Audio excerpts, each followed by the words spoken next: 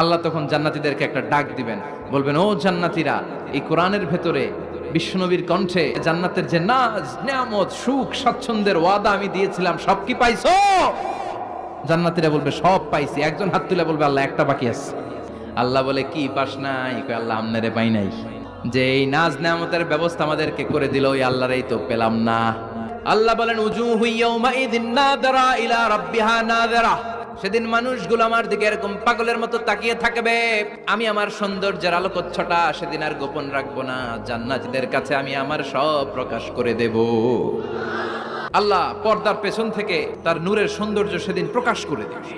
খুব অল্প সময়ের জন্য আল্লাহর নূরের তাজাল্লি দেখাবে। এমন না যে ওখানে নূরের তাজাল্লি অনেকক্ষণ দেখা যাবে, না, স্বল্প সময়ের জন্য। 1 সেকেন্ডকে 1000 ভাগ করলে হয় 1 মাইক্রো সেকেন্ড, 1 মাইক্রো সেকেন্ডে অনেক ভাগ করলে হয় 1 ন্যানো সেকেন্ড। এরকম 1 ন্যানো সেকেন্ডের নূরের ঝলকানি।